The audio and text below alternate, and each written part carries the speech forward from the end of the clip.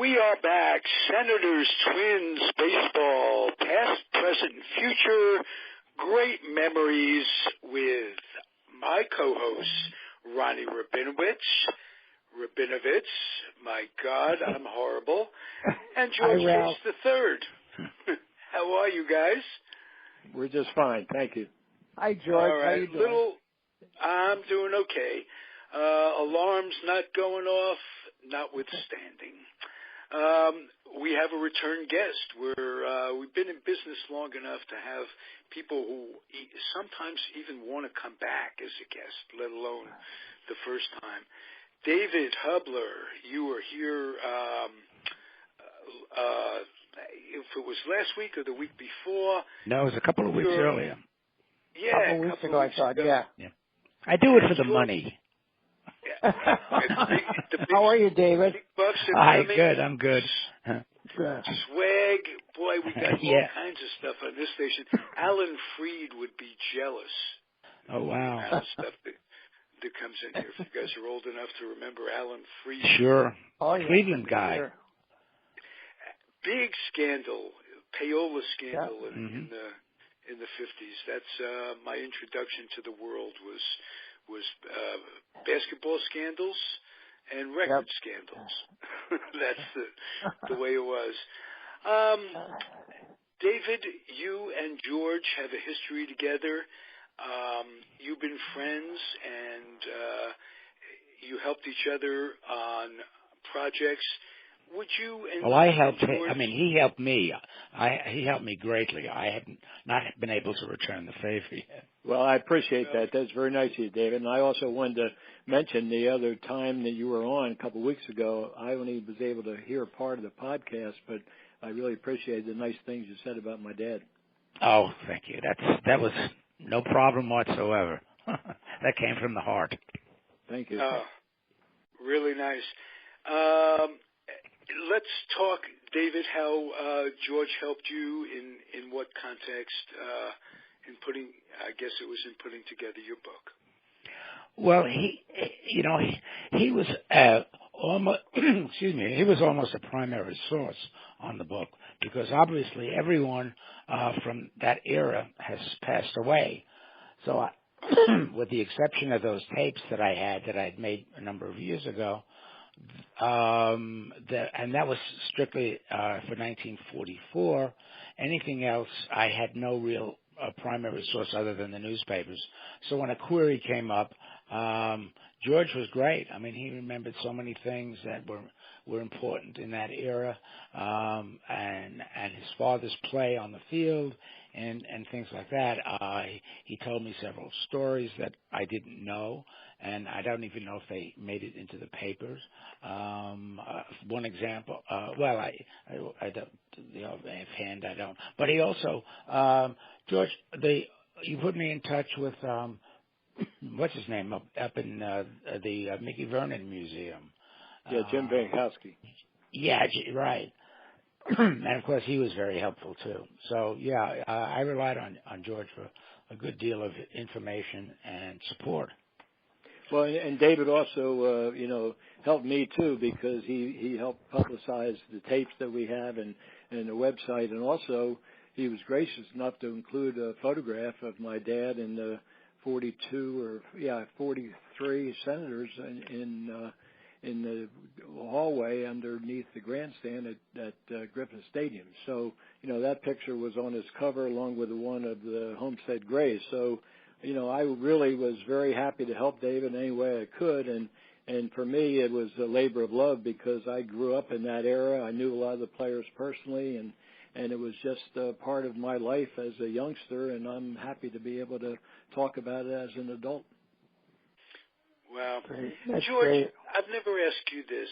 Is there a player from, I'm a little younger, and I grew up in the 50s and the 60s.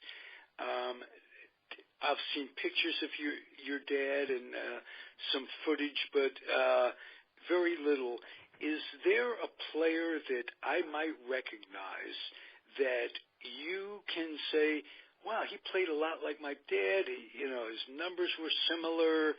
His someone with speed and a comparison to your dad over his career? Anybody well, I can tell you, and it might seem a little bit strange because my dad being an American League player, but one of the players, and I saw him quite a bit as a youngster and then, later, but Richie Ashburn, who played with the Phillies. Great leadoff hitter, terrific bunter, terrific outfielder, very good stats. First player I ever saw come up to bat in a major league game in 19. Well, you probably saw him foul off a lot lot of pitches too, Ralph, because that was his. I was 4.5 and did not remember, but that's some. He was fast too, wasn't he? Yes, he was. Yeah, and he was known for fouling off. They had a nickname for him, didn't they? George, you remember? Whitey. Yeah, I can't. No, I mean in terms of in terms of his hitting, fouling off all those pitches before he just got one he really liked. Well, that was his. With a leadoff hitter, that's why when you asked me that question about my dad being a leadoff hitter, his job was to get on base, and that's the way Richie Ashburn was. His job was to get on base, and he would wait until he got the pitch he wanted. Not a power hitter, but very quick, very good bunter, and scored a lot of runs because he was on base a lot. And the same thing with my dad. My dad George, was not a power hitter. Did you get to meet Richie Ashburn? I think I probably met him when I was in maybe junior high school or high school. I think at an assembly or something that we had, because I do remember meeting Kurt Simmons at that time, and I probably met Richie as well. And I saw Richie play quite a bit. And matter of fact, my dad and I went to the 1950 World Series, Game 2 at Shibe Park when they played the Yankees. So, I have some very distinct memories of Richie Ashburn. Trey Turner now with the Nats would be a good comparison too as a leadoff. I think you're right, David. There are players. I'm just thinking about the past, but there are. Oh, I know, but it just came to mind. Players, right? Yeah. Billy Hamilton is one who has great speed, and of course his name is synonymous with one of the early players, even before my dad, sliding Billy Hamilton. But he had great speed as a base runner, and certainly his comparable stats today. How fast he is, I really don't know, but he is certainly, his reputation is for great quickness and a tremendous base stealer. Okay, I have a question along those lines. Like, you never saw sliding Billy Hamilton play. That was before your time. Absolutely. I just know his reputation. I'm going to ask all three of you guys, what books did you read as kids that could put you in touch, like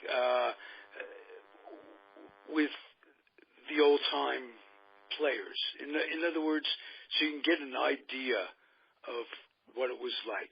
Any books come to mind that you read early on, history books in baseball?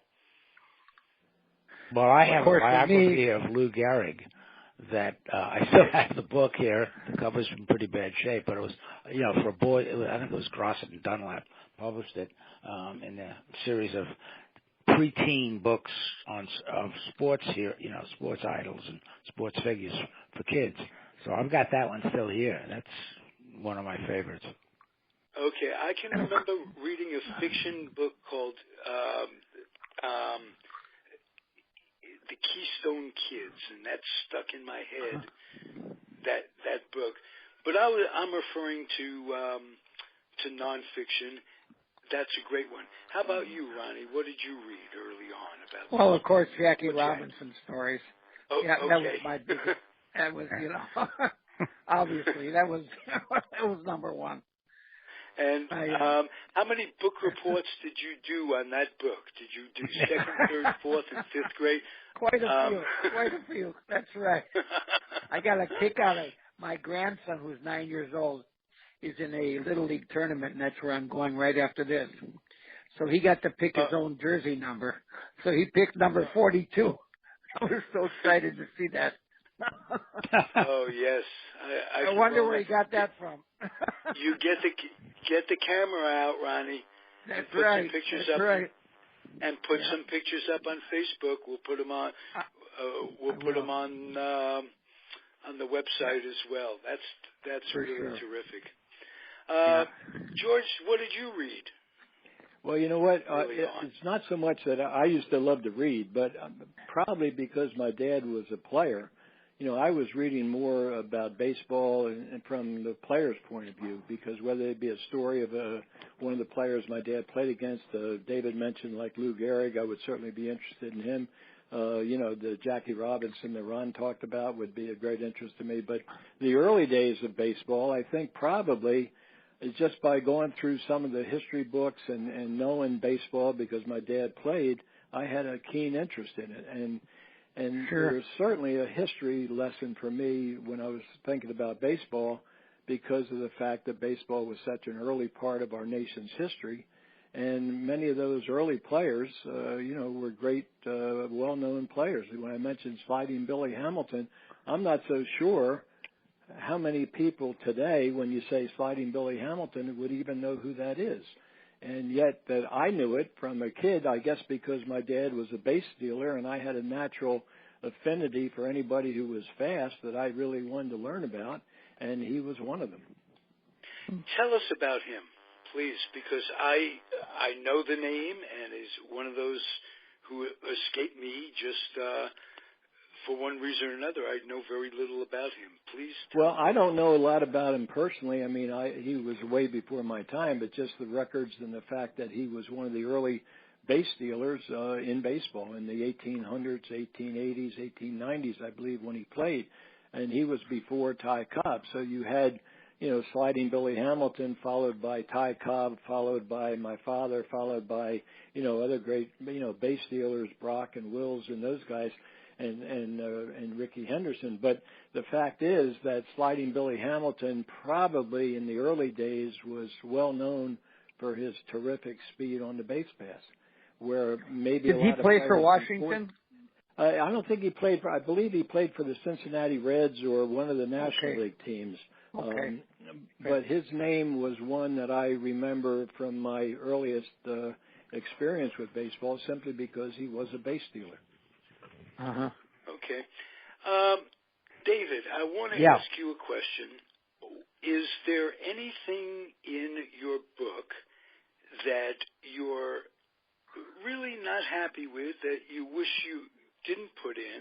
And is there anything that you didn't have put in the book, maybe hit the editing room floor, that kind of thing, that didn't get in that you wish was in?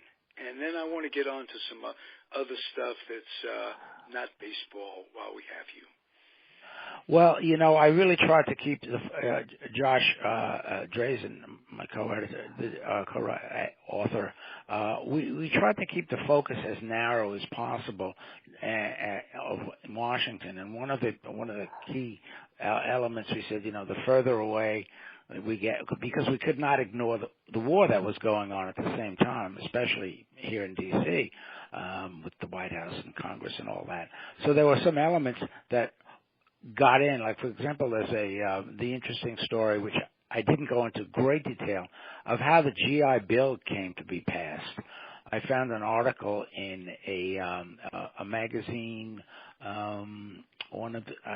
it was an old magazine that had the complete story about they needed one more vote in Congress to pass the bill. And it was a Georgia senator, I believe, who was missing. They didn't know where he was. And I had to truncate that story because it really got too far afield. But that was an interesting episode that I would have loved to have expanded on, but it just didn't fit in, with the narrative, because for one thing, the ball players were not part, even if the ball players were not part of the GI Bill. But it was a very interesting DC story setting the time and the climate. So I included that story. And then the other story that I think would have made fascinating reading, which very few people know about, and it was tangential to the story of baseball in D.C., was the spies who were caught, 43 or 40, II, I forget which year. They came off a sub, and they were caught off the coast of Maryland, I believe, and they were actually tried, convicted, and hanged close to Griffith Stadium. And I was trying to find out. Yeah, and one of them actually sort of turned state's evidence, if you will, and they didn't hang him. But the others came aboard, on shore, and they were practically immediately captured. And so that's in the book, but again, tangentially and in a truncated fashion. So, I mean, right, yeah. You mentioned the book, and you mentioned spies. What came to mind was Mo Berg. Mo Berg, of course. Yeah. Mo Berg. Can you guys tell me a little bit about him and what was allegedly he was taking pictures in Japan? They went over on a tour. I don't know if it was a Lefty O'Doul tour.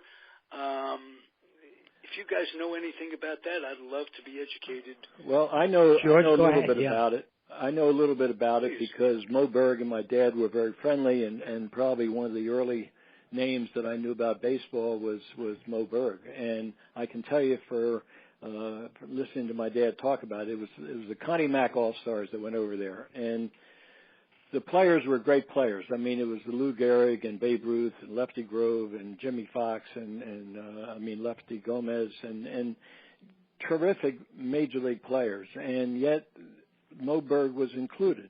And so, my dad, I remember him saying to me, we as players could never figure out why Mo Berg was included because he's not of the caliber of the other players.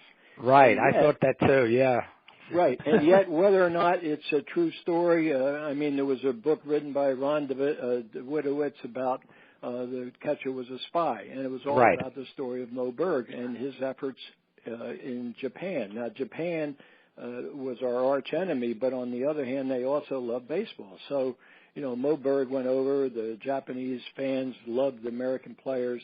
I think that the American team won handily because they were so much better than the Japanese. But the story is that during a day that they were supposed to be going somewhere else, Mo Berg, in a kimono, went up to the top floor of a hospital with a camera and took photographs of the skyline, and that those photographs were later used by the Doolittle raid on Tokyo. Now, that's the story. Now, whether or not that's true or not, I don't know, but I also know that later in life, after he retired from baseball, Mo Berg served his country as in espionage work against the Germans.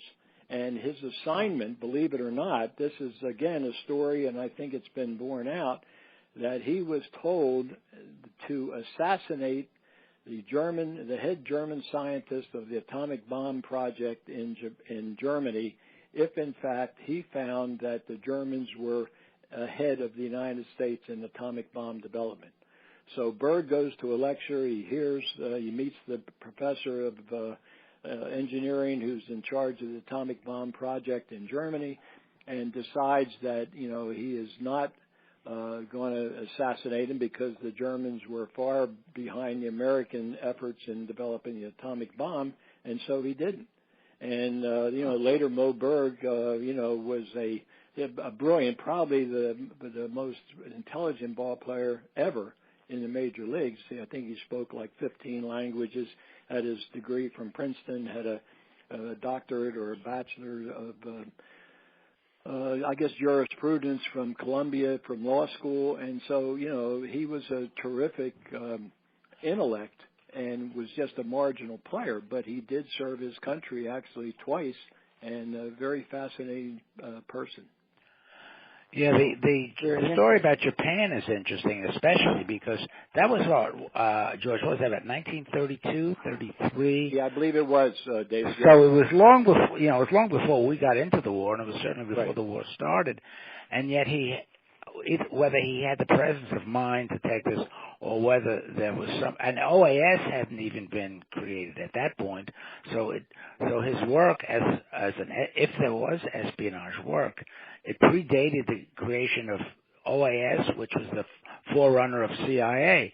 Right. So right. you wonder, was it just serendipitously that he took these photos? We don't know. We don't know. And he was a very he was a very we don't know mysterious. if it was a perfect cover, going over there right as a ball player, and he would have access because the Japanese love baseball, and yet I don't know. All I know is that the players like my father and others who played against Moberg were really trying to figure out why he would have ever been included in that tour of Japan. Yes, yeah. It was like taking a because third he wasn't string a great catcher. player, right? No, right. He wasn't a household name at all. I mean, No. Ruth and Garrick, guys like that, they knew the Japanese were avid baseball fans. Absolutely, sure. But Moberg, I mean, maybe to bring him along. That's very interesting. I'll tell you a quick story. You know what who Moberg always reminded me of because of that trip, and I tried to. Of course, I had the catcher was a spy and all that stuff. But and you might know this, Ralph. Growing up in New York, the New York Rangers were the big hockey team, and in those days, none of the 6 NHL teams carried a second goalie. So there was a guy in New York who was a cameraman for the old Channel 5 Dumont network, and he would go to every game, and he would just sit there. And if one or the other goalie was injured and couldn't continue, they would suit this guy up, and he would play in an NHL game and finish the game. And so I'm thinking, no one remembers his name, but I mean, it reminds me of bringing Moberg along, as the catcher on this group. That's a great story, David. I've never heard that. Yeah, true. And it brings to mind for me, I don't know if we talked about this, George, when you were a guest on the sports show from Nedick's, but when the Rangers, those same Rangers, in 1960, they brought up as a goalie a guy named Jack McCartan, who was an Olympic star on the Olympic hockey team, and they had some injuries, and McCartan came up and was all of a sudden he's a Ranger goalie. And yes, I do remember listening on the radio a lot of times when a goalie was hurt. They had, but I didn't realize that they had this guy who would come in for the goalie. I thought it was like the Rangers would have a guy for just that occasion, and maybe the Bruins or whoever else would have their own goalie. But that in itself is interesting. Yes. How this guy can be neutral, just sworn to the uphold the integrity of the game and do the best he can for whoever he's playing for. I'll bet he didn't get more than maybe $50 to sit there for the game, and if he got in, maybe he got $100. I don't know. But that's in today's money. It was probably much less money than him sitting there for $50. The players. I thought $50 was pretty low, but it could be. I could be wrong. Well, yeah, I guess, but back then we got to remember pre-inflation days. Yeah, you're right. Right. Cocaine was free. Now we're going back some, aren't we? Huh? Way, way back. Way back. David, you are, and we've talked about this briefly. We touched on this. You're a former CIA agent. Not an agent. No, that's just yes. I was in an editorial position of CIA. Mm-hmm. Okay. What experiences? What years, first of all, were you in the CIA? Well, I joined. I was entered in 1967, fresh out of graduate school, and I stayed there through January of '77. So it was about 11 years altogether. And what did you do there, David? What was your... Yeah. Talking about World War II, there was an outfit that was created before the U.S. got into World War II, and it was called, originally I believe the name was the Foreign Broadcast Information Division or something like that. The BBC had been monitoring German radios since the rise of Hitler. And they used that information not just for news, but for intelligence gathering as to what Hitler was doing, where he was, all these. So the U.S. created a similar system in Washington. Basically, actually, originally it was in New York, and they had a listening station in California to listen to German radio, shortwave radio, which could come across the Pacific because of the water. I don't know the technology behind it, but you could get a pretty good reception of Japanese radios, and they hired a number of Japanese Americans to monitor these stations.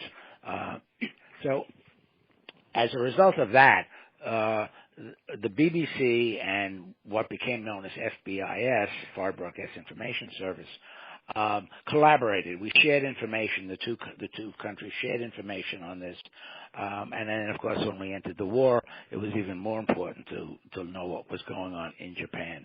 This was so. What basically these two operations did was they would listen to the news broadcasts, like you would turn on the 6 o'clock news here in the States, and there'd be a rundown of the various news items in that half-hour broadcast. The monitors then would give the editors, such as myself, a brief summary of what the item was about, and we would tell them, we don't need that. Just give me a quick, broader summary, or we need this in the full text form. So when that devolved into a worldwide service, I was sent to London, the London area, in January of '68, and the first big story I worked on was the Soviet invasion of Czechoslovakia in August of that year. And it was our friends at the BBC, the monitoring service, who were the first to break this, both to the British government and to Washington. And it was very interesting. They did a post-mortem a number of years after the invasion in the intelligence community, and they discovered that this monitoring system was the very first report anywhere of the Soviets and the East Germans and the Bulgarians all marching into Czechoslovakia to disrupt the Prague Spring. And interestingly enough, it has nothing to do with baseball, but interestingly, the monitor who did the Czech broadcasts for Prague Radio was just about to end his shift. His last newscast was over, and he was just about to take his earphones off when he heard in Czech, "Stand by, please, for an important announcement." And he did. He stayed on in his booth, and the announcer said, that the Soviet army and the armies of the Warsaw Pact had crossed the borders and were coming toward Prague.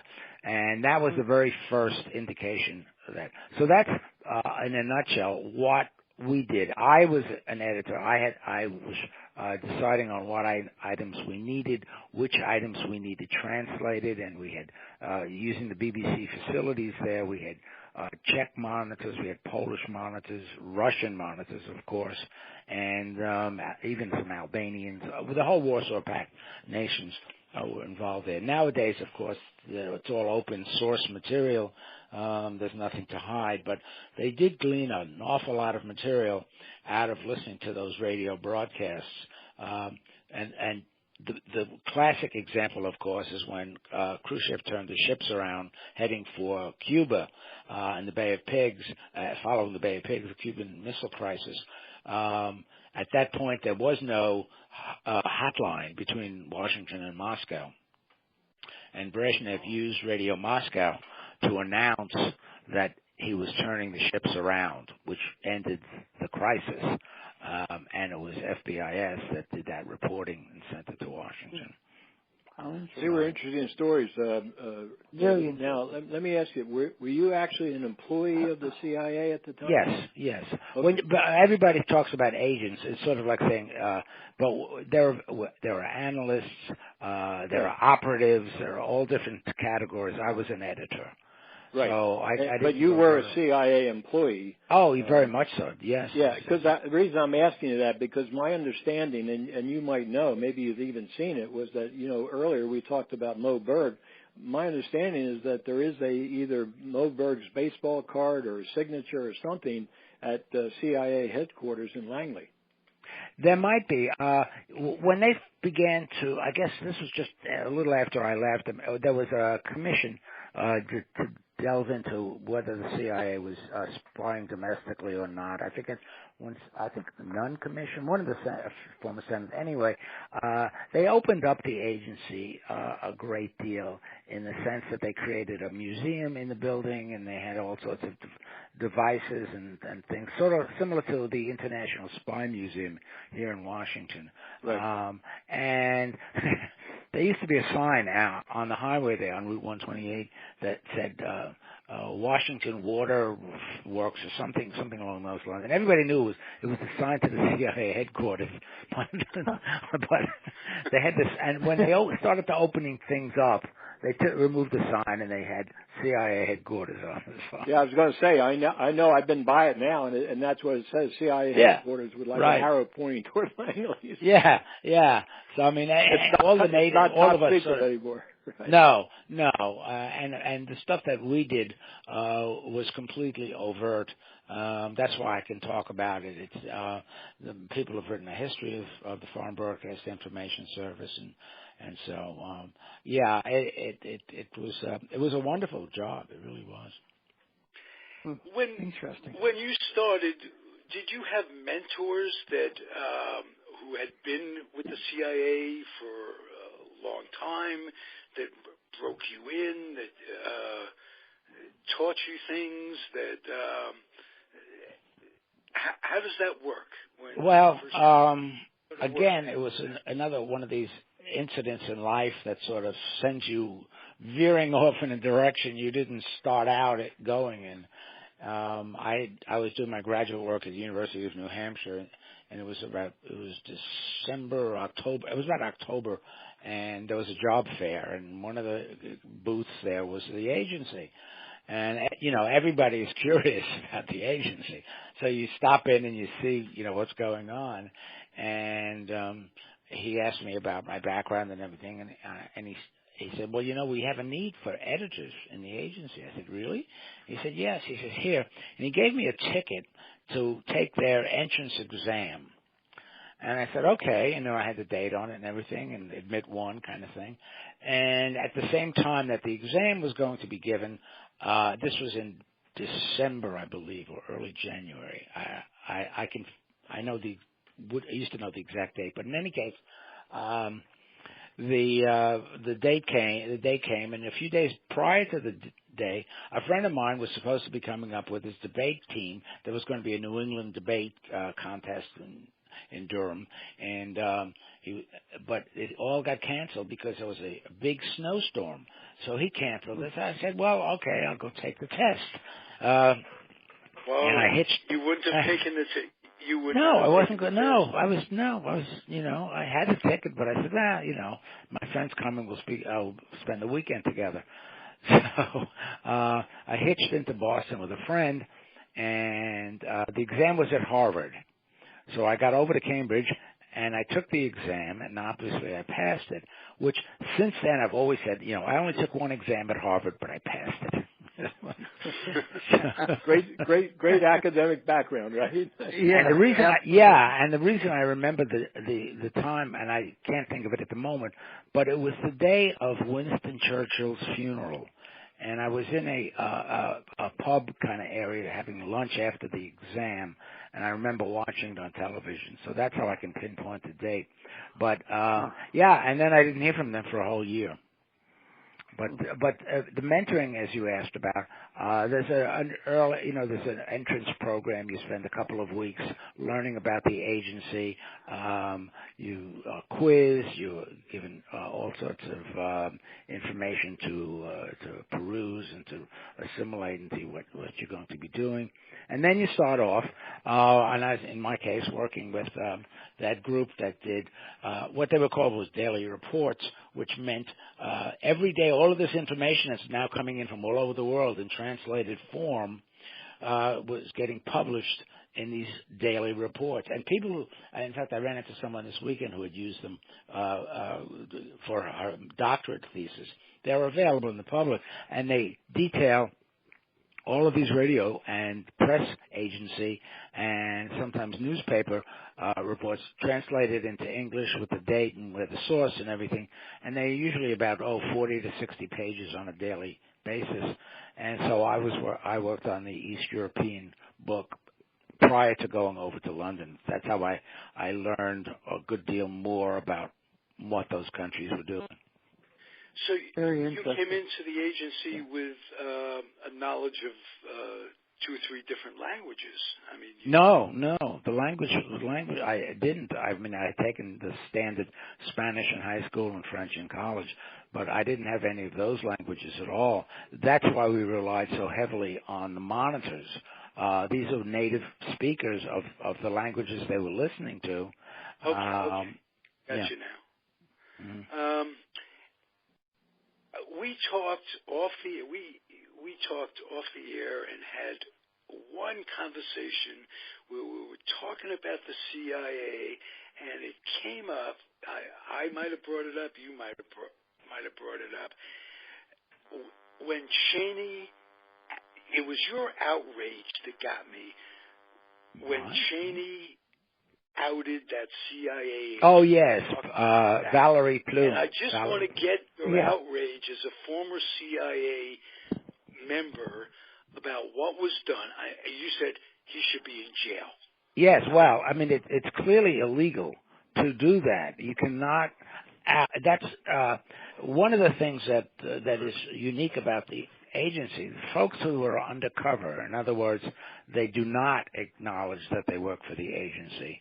They have a whole separate cafeteria that you can't even get into. Really? They're segregated from us, the peons, the general public. But the point is, by law, you cannot divulge the name of a CIA handler or anyone who was undercover. And she was undercover for a good number of years. And he did that as part of what was the it was a spite thing against her. Yeah, it was spite. Yes, it was for spite. Yeah. And he did it. And it was Scooter something or other. Scooter Libby. Scooter Libby, right. For it, and went off to jail. Should have been him, and that stuck in my craw. Right. To get your reaction, it wasn't on the air, but it was just your outrage of what's happening. Because I think we were talking about, in general terms, what's happened to us as a country. And where did it start with Nixon? There's something so intrinsically smelly about what's going on. Can you trace our downfall, and is there any hope to get things back? And when I say get things back, get it back on an even plane where every day isn't a crisis with we're worried about who's controlling elections, and it's not just Republicans.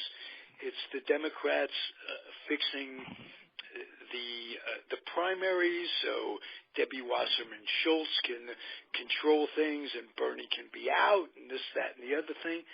What is happening? I want to know. You got me. It's such a mess right now. What's that? I want to know from all three of you guys. Well, it's such a mess right now. It's just, I've never seen anything like this in my whole life. I think this is the worst. Era. This is the worst I've ever seen. Yeah, I agree. the worst. Well, Ronnie, you were involved. You were involved, as we talked a couple of weeks ago, with the Kennedys. With the Kennedys, right? We thought some of that was bad, and comparing that was nothing compared with what's going on today. No, this is. Well, it wasn't just the Kennedys. It was Martin Luther King. It was the times were so changing with the civil rights thing, and the Bay of Pigs, and Kennedy standoff with the Cuba. We thought those Cuban times. Missile Crisis. Yes, Cuban Missile. We thought those times were incredibly hectic and mind blowing. Today's stuff. Nothing compared to this. Nothing compared to this. Nothing. This is the no, and we're just into the beginning of it. This is what I said to a friend of mine. I said to my friend of mine about a week or so ago. I said, "Now he's just passed the first 100 days. Can you imagine if they're the best days of his administration?" Unbelievable. It's just unbelievable. This they're all may be the good old times. Ryan we may be looking at this as the good old times. Sessions involved. Pence is involved. They're all involved. Yeah, they are. There's so many people involved. They said that if they ever impeached Trump, then Pence could go too. Then we had Pence. Then we'd have Ryan. After that, right? Yeah, right. And you don't know how crazy it gets from there. Oh my God. Well, there's an interesting. Pence is a politician, where Trump is just simply a bungler, new to it all, new to politics, that doesn't not well organized. Pence could have things organized to the point where and he can get through. I see him as someone being able to get things through. Where who's going to approve some of these things that Trump? Are they going to replace Obamacare without having anything? Right. No, I don't think they're going to be able to get that. Are they going to give up pre-existing conditions? They better not. No, I don't think. No. We all have the pre-existing conditions of one sort or another. Sure. Of course. Yeah. And it doesn't have to be physical. How about mental stuff? You got people that are being denied care who are allowed to buy guns. Right. Yeah. Exactly. Right. It's so dangerous. Mm-hmm. It's so dangerous what's going on. I've never seen anything like this. Yeah, I spoke to a woman, in fact, it was just Friday, who had recently retired from the FBI, and I said to her, what do you make of this Comey situation here? She said, whether you're a Republican or Democrat, you have to realize it was so poorly handled that it was a disgrace. Sure. Yeah. How can you fire the guy who's investigating you and them not starting impeachment process the very next day? Well, you mentioned that, and I started to say there's an op-ed piece today in the Outlook section of the Washington Post by Lawrence Tribe, who is a very prominent law professor at Harvard, and that's what he's calling for now. And he says it's time to start it. Usually, lawyers are a bit more circumspect, and they wait. They don't open their mouths very often so early in a situation. And he's calling right out in black and white for Trump's impeachment. Absolutely. It's getting that. There's one congressperson, Elijah Cummings. I think he is the most real person. He looks into the camera.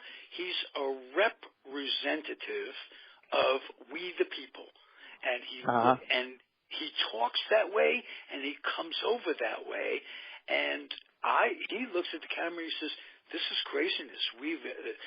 This can't go on."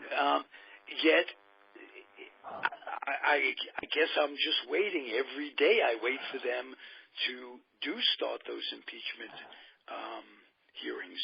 Can you imagine if this was Hillary, what the Republicans would be doing? Oh, sure. My God, they'd be screaming.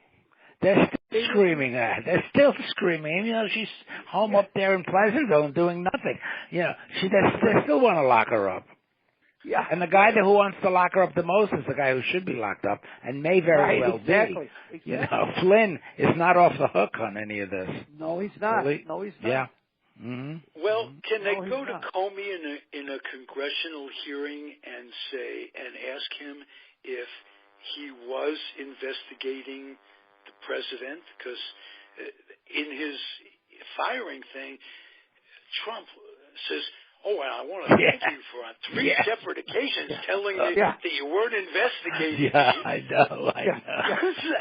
Why did you put that in there? This guy, right. I'm telling you, this is a cuckoo waiting to blow up. And not to know that somebody's going to go, well, how could they do that? And it's going to come back at them. Sure. Why doesn't it come back faster? And I worry, again, when they impeach him, what's next down the line? Yeah. Is it possible they can take both Pence or take them both with them? There goes my alarm. I'm serious. Listen to it. I've got a show to do. Is it possible they can get them both, that Pence was involved in any of this as well? I imagine they could. I don't know the legal. I think they're all involved. Sessions is involved. Pence is involved. Trump's involved. They're all involved. Flynn's involved.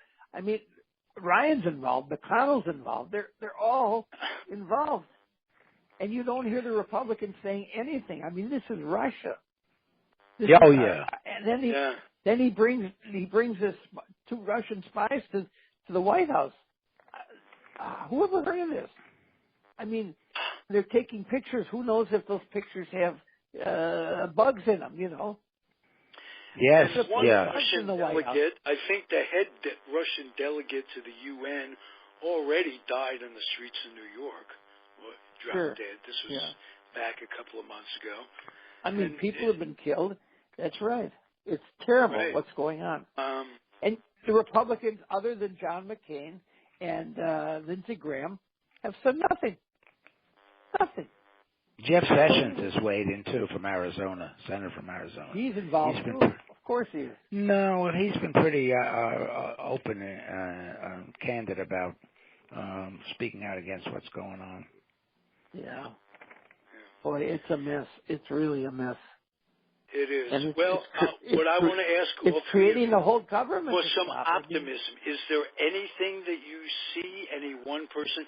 For me, it's Elijah Cummings. I think that he can and will expedite this thing. Anything you see in the way of hope down the line? Any of you guys want to end this on a somewhat positive note? For me, I'd just rather talk about baseball. Yeah, me too.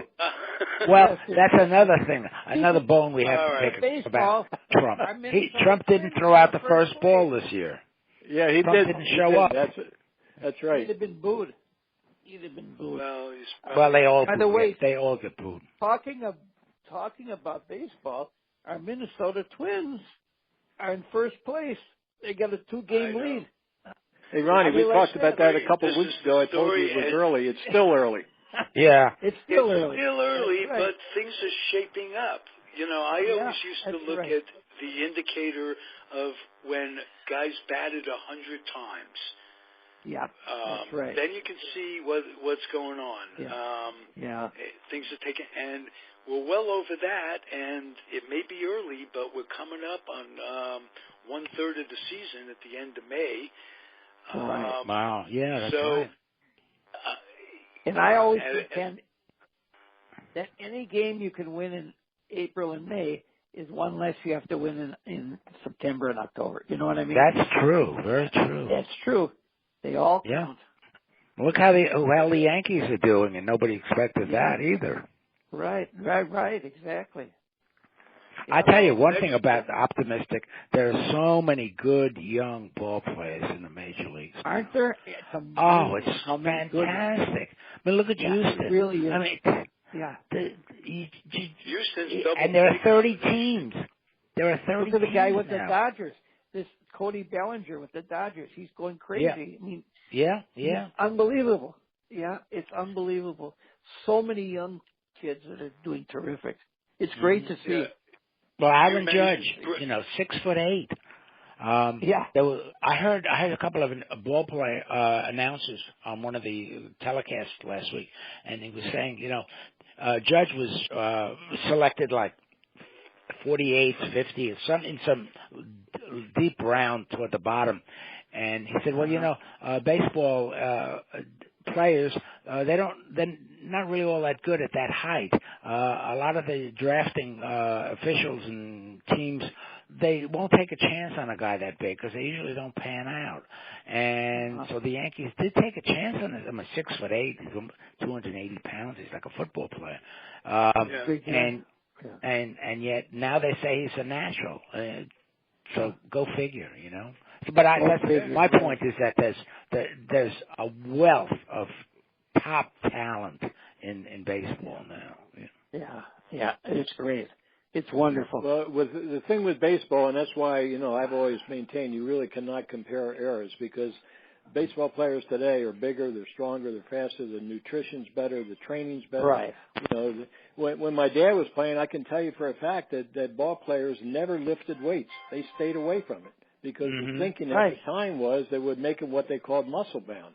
Well, today, the players are all lifting, and they're gigantic because of the fact that the extra nutrition and the extra weight training has really built their bodies up tremendously. So, as David and you guys have mentioned, there's tremendous young talent. And, talking about a guy 6'8", hey, 6'8" is a great size. As far as I'm concerned, if you're a pitcher or if you're a hitter and you're 6'8", man, you got some tremendous advantages physically. Yeah, well, that's what he was saying. But my question for down the road is: are we ever going to have to see a change in the dimensions of diamond because of the advances in physiology, the speed of pitches? Right now, pitches are routinely throwing close to 100 miles an hour. Right. I mean, when will it be that 60 feet 6 inches? It becomes an impossibility to swing fast enough to hit a ball. I don't know. You know what? That's part of it, I think, David. You hit upon a good thing. And I've often maintained, and being a basketball player, even more so in basketball, you look at a basketball rim, it's 10 feet high. Well, my God, guys can jump up 12 feet.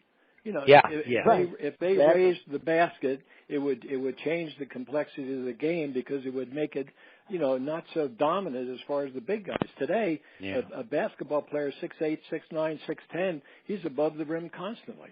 Right. And I think in women's basketball, and I was involved in this, in women's basketball, they used to play with a large ball, the same ball that they played with for men. Well, then somebody came up with a bright idea, make a smaller ball for a woman's hand, and it changed the game dramatically. And today, the women are tremendously skilled because they can ball handle. Yes. Yeah. Look at the those two great. Those two sports, like for example, in the NFL, they moved the goalposts to the other end of the end zone. In basketball, what used to be called the key is no longer even looks like a key. Right. The foul shooting line. It's spread out like the Olympics size was originally. So those two sports have actually. Wilt was the first one that caused that. Wilt expanded. Yes. Oh, yes. Absolutely. That's right. Yep. Yeah. But I mean, those two sports the baskets have still remained at 10 feet. Right, that's true. And I think they did that George, because... you hit on something that I had no idea. It got by me. Is women's basketball like NCAA? Like if I'm watching a Cal game, right? Women are playing with a smaller ball? Yes, they are. Absolutely. Yes, they are. It was about, maybe 10 years ago or maybe longer. It was when I was in the athletic footwear business, and I remember distinctly when it happened is that the women were so excited because they finally got a ball to fit their hand because physically their hand is smaller than a man's hand. Right. And they could not handle a large-sized basketball. That's why if you look back at the old tapes and old films of women's basketball 10, 15, 20 years ago and compare it with today, it's totally different because the girls today have a ball that they can shoot, they can dunk, they can dribble, they can do everything because it is smaller. Oh, I never knew that. I never knew that, and tremendous. Thank you.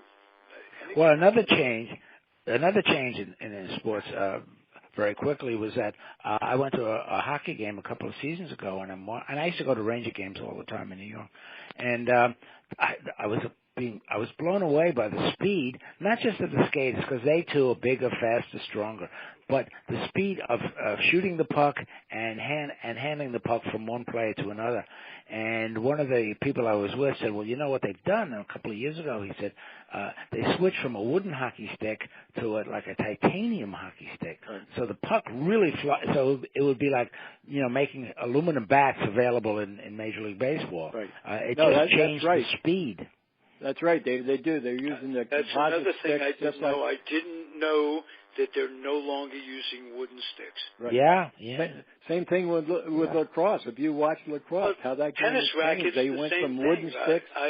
Tennis went from wooden rackets to the composite, to aluminum, to big heads, to all that. There's a lot of technical improvements in the equipment.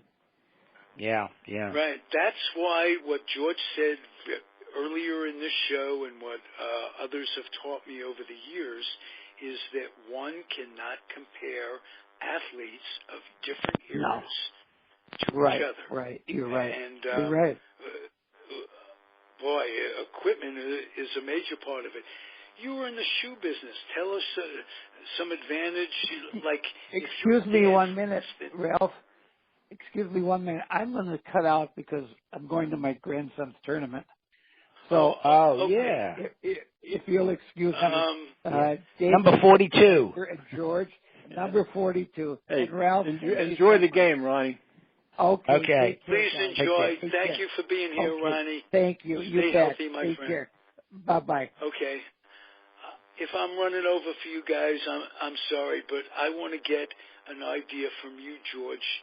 Now, if your dad had played with some of the shoes that they're the lightweight shoes, for instance. Tell us about the spikes in those days. They were much heavier than shoes are today. Am I correct? Well, they were heavier. They weren't nearly as technical as they are today. And the fact is that there were only a couple manufacturers back then. Riddell was one, and I think Rawlings, and they were pretty much the standard.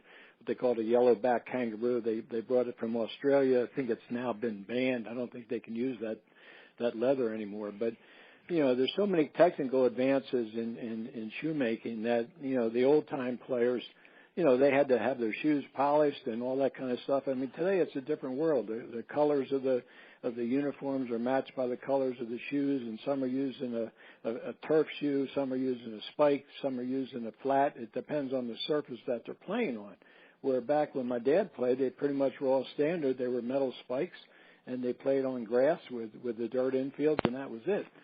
But, today it's a different world. And also, you mentioned about the bats. I mean, the bats were something that the players pretty much were all wooden bats, and they were Louisville Slugger or Adirondack. Today you might have 6 or 7 different bat manufacturers. And one of the biggest things that compared this era from the era that my dad played is the uniforms. Believe it or not, when my dad played in the early years of baseball, they played with 100% wool flannel uniforms in the middle of the summer when it could have been 100 degrees. They might have lost 10 pounds during the day because they played day games. Today they play with double knits and specially made shoes, specially made uniforms and all kinds of advances in the uniform itself, where in the old days they played with 100% wool flannel probably for 50 years before any changes were made. And our mutual friends, the Pearsons, supplied those flannel uniforms yes, they did. to the A's when they were in Philadelphia. They were,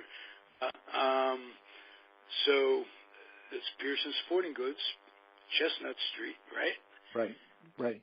And I have one of my dad's uniforms. I have it, with part of the memorabilia that I have of my father's. And again, 100% wool flannel. And when you hold it, if you've held a uniform that's drenched in sweat you're picking up a couple pounds of moisture just in the flannel itself, let alone what the player has lost trying to wear it.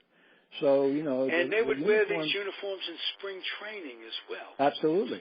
In Florida they did. Well, they would wear the uniform that they had the year before. Normally, the ball club, the uniforms they wore the year before are what the uniforms they wore in spring training, and then they might have come up with and then they pass them down to the minor league teams. Hey, talking about New York, I've got one of my dad's Yankee uniforms when he was a coach, and it was Joe Pepitone's. And oh wow! In the stitched collar, it has Joe Pepitone's name. Whoa! And I'm one of the few that can tell you that was number 25, right? And my dad used to laugh. He said, "It's funny that I'm wearing Pepitone's uniform. He and I are two different people." Oh yeah. Yeah. From everything I know about your dad, and everybody could probably say this: we're all different from Joe Pepitone in a lot of ways. But I can remember one time my dad came home from spring training. He said, "George, you won't believe it." He said Pepitone walked into the clubhouse with his hair in curlers. Well, what years did your dad coach in New York? He was he managed the Oneonta New York Yankees from '69 to '72, and then I think for a year or two, maybe during that time, he would work with the Yankees during spring training. So he was actually a Yankees employee, but did not work for the New York Yankees. He worked for the farm system. Yeah, well, he was actually working for the Yankees because they owned the farm system. And, right. But he didn't work in Yankee Stadium, and for the New York Yankees, he worked for the Oneonta Yankees up in Who were some of the players he helped develop? Well, he had quite a few players. I'm not sure that they ever made the major leagues, although one in particular I do know made the major league was Doc Medich. And Doc pitched for my dad, in Oneonta for, I don't know, maybe half of the season, his first year. But they always called him Doc because he had his medical degree, and, he was a medical doctor. And actually, I heard that he saved one or two people's lives in the stands when somebody had cardiac arrest and he was playing, and actually went in the stands and saved their life. Wow. Very cool. He was a good friend of memories, George. Yeah. And Ian Peterson. But no, that was a different Doc. No, Doc Medich and Fritz Peterson. Oh, that was that. Yeah, they did end up trading families. Yes, that was Fritz Peterson as a guest. Fritz and his wife, his new wife, have lived like 40 years together. Yes, exactly. Yeah, he's on Facebook all the time.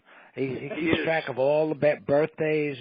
Sounds like I've never met him, but he sounds like a really fun guy. Yeah, very fun guy, and just loved by one of those guys that everybody likes. You know? Yeah. Kind of like you guys. Thank you. It's been enjoyable for me, Ralph. This has been a lot of fun. I'm really happy to be part of it, and hope we can get together again. Yeah, and George, I'm glad we had a chance to talk again. It's been a while, but that was fun. And David, I enjoyed your book. My kids all love the book, so and best of luck. Great, thank you. I know you're bringing it out in paperback now. Yeah, it's out now in paperback. Is it available now?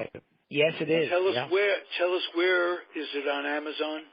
Amazon.com. It's available in bookstores. It's available in BarnesandNoble.com. And it's The Nats and the Grays from Roman and Littlefield Publishers.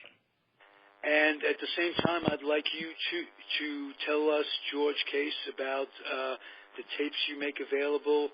Tell us where we can get them. Tell us about your website.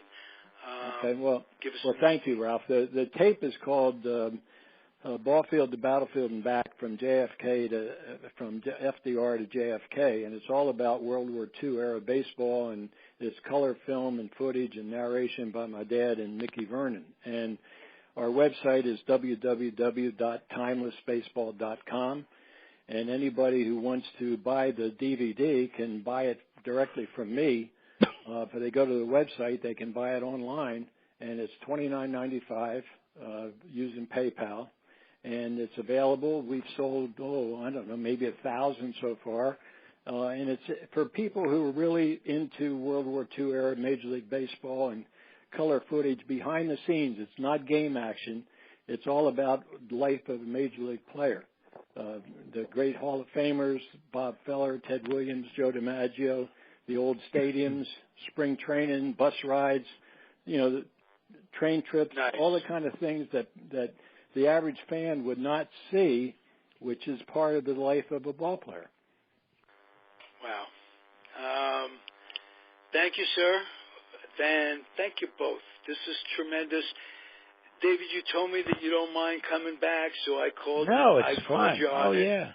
And we'll send you out an alarm clock.